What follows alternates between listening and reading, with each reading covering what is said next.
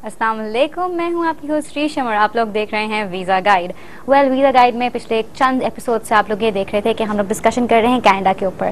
Canada itself is a very vast, very broad topic because different forms of immigration है, different forms of visa हैं जिनको हम detail में साथ लेके चल रहे हैं। इसलिए भी टाइम लग रहा है कनाडा को बिकॉज हम साथ साथ आपको और भी अपडेट्स दे रहे हैं यूके के वीज़ा से रिलेटेड और बहुत सारी बातें कर रहे हैं। सबसे पहले आप लोगों को हम दिखाना चाहेंगे कनाडा का नेशनल एंथम और पीछे जो म्यूजिक इंस्ट्रूमेंटल चलेगा, साथ साथ उसके साथ स्लाइड शो है जो हम आपको हमेशा इसलिए दिखाते हैं ताकि आपको पता लगे कि उनकी सकाफत, उनके कल्चर में क्या है। So let's go and have a look.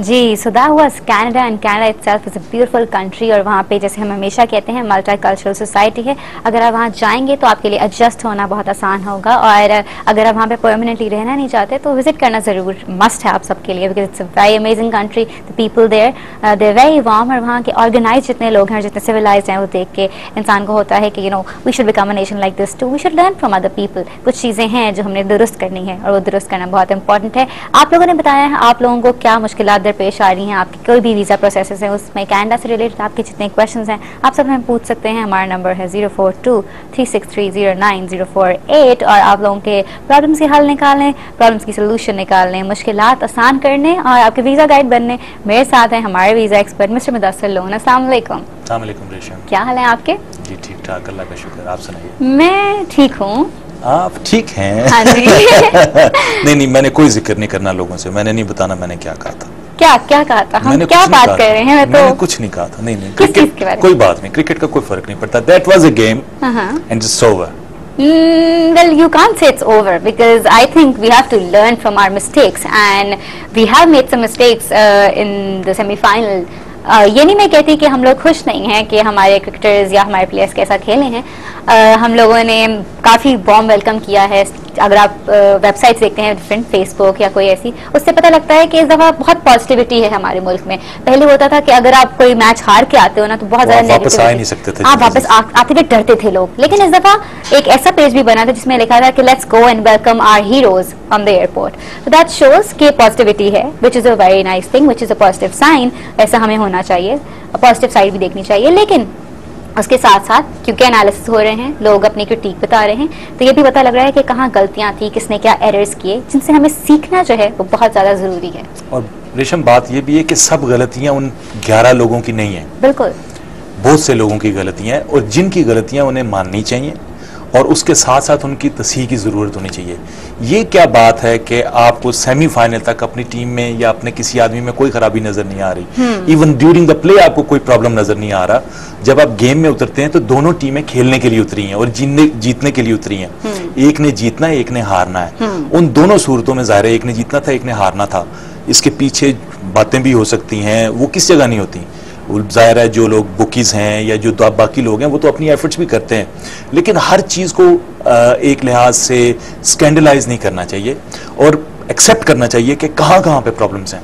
मैं खुद ज़ाती तौर पे ये कहता हूँ कि हमारे प्लेयर्स को उन 11 लोगों के कम प्रॉब्लम्स हैं या उन प्लेयर्स के कम प्रॉब्लम्स हैं, ज्यादा प्रॉब्लम्स हैं हमारे लोगों के, उनको मैनेज करने के, उनको ट्रेन करने के, उनको ग्रूम करने को, उनको प्रेशर्स लेने के लिए मुख्तलिफ। ये सिर्फ अगर आपको बॉल फेंकनी आती है या अगर आपको भागना आता है या बैटिंग होती है, तो इसके साथ ये नहीं है कि आप प्लेयर बन गए हैं।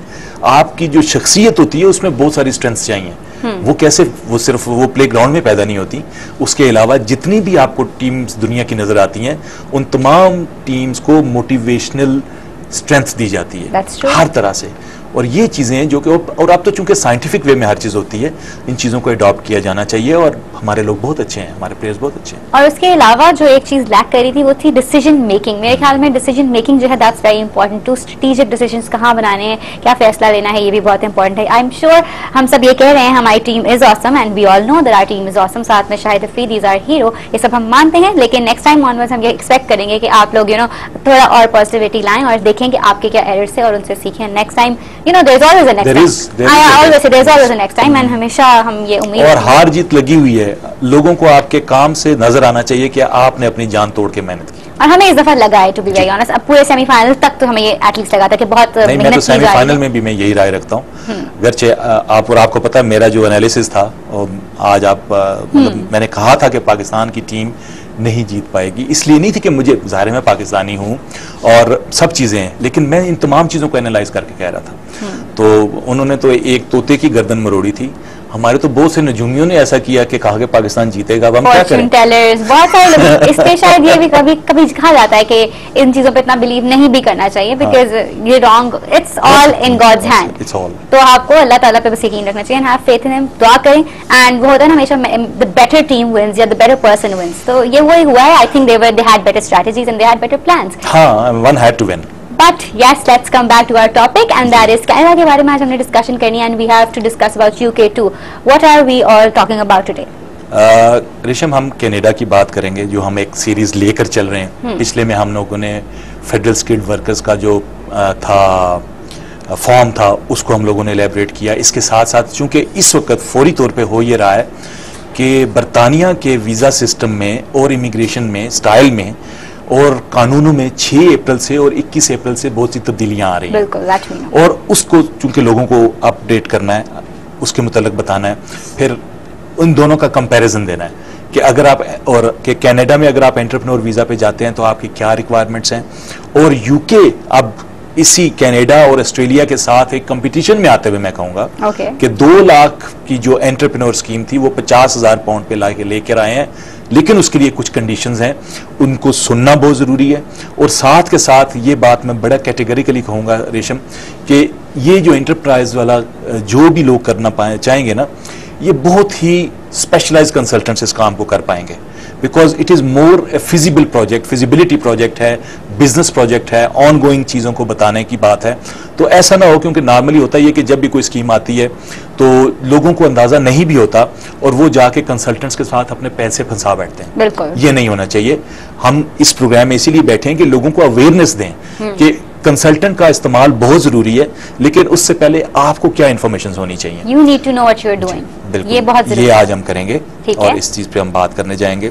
पहले हम चलते हैं एंटरप्रेन्योर पे, जो कि है कनाडा का, क्योंकि कनाडा हमारा मेन टॉपिक है। लेकिन कनाडा से ज्यादा हम पिछले दिनों से बात करते जा रहे हैं दूसरों पे, वक्त ज्यादा दूसरी चीजें ले जाती हैं हमारी, वो अमेंडमेंट्स आ रही हैं और ये होता रहेगा। टॉक अबाउट दैट बिकॉज़ हम उनके वीजा गाइड है और हमने इनको बताना है कि कहाँ क्या हो रहा है। और बल्कि जब हम लोग सिल्वर जुबली पे जाते हैं तो सिल्वर जुबली से तो हम स्टाइल भी प्रोग्राम में और ले आएंगे कि उसमें मुख्तलिफ जो चीज़ें डेवलपमेंट की हैं वो तमाम लोगों से शेयर कर सकें।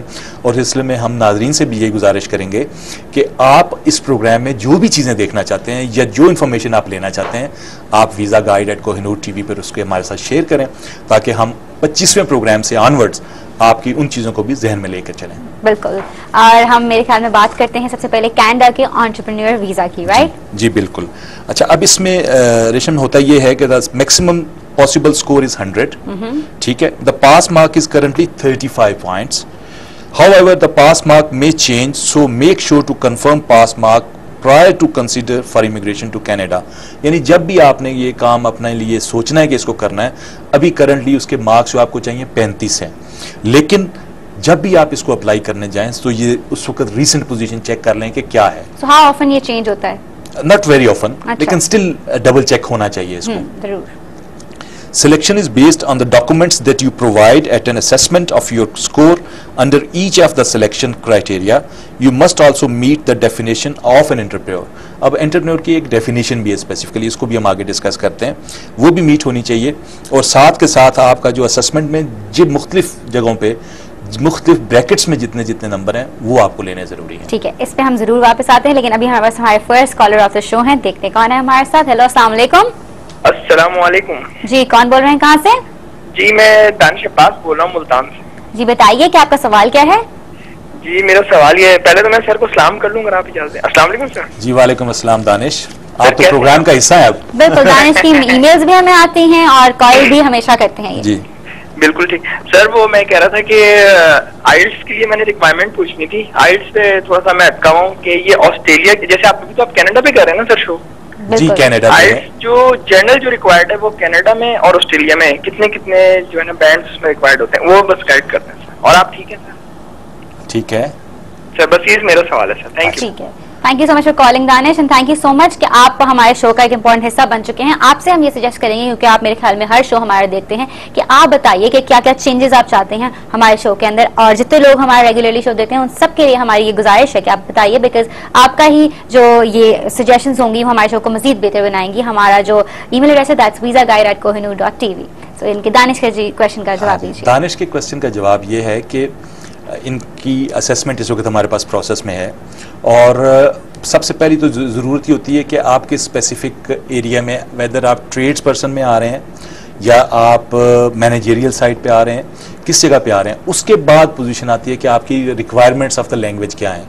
लेकिन आइडियली इसमें 7 आपको चाहिए। ओके, स्टैंडर्ड जो एवरेज में बात कर सकता हूँ। अगर आप 8 लेते हैं तो बहुत अच्छा है, और इसमें आपको 10 पॉइंट्स मिल जाते हैं जो कि बहुत मजे के हैं। 65 में से अगर 10 पॉइंट्स आपको लैंग्वेज पे मिल जाते हैं तो वो 8 पे मिलते हैं? जी, वो 8 पे मिलते हैं। अच्छा, ठीक है। वो 8 पे मिलते हैं, तो इसका मतलब ये होता है कि आपने सिर्फ 55 पॉइंट्स बाकी लेने होते हैं, जिसमें अगर आप 25 साल से 45 साल के दरमियान हैं तो फिर आपके इसी तरीके से मुख्तलिफ क्राइटेरिया पे आके, तो अगर आप 10 पॉइंट्स के लिए 8 के लिए अगर आप करें तो वो बहुत अच्छा है। परफेक्ट, ठीक है जी। अच्छा, अभी हम इसमें जब आए तो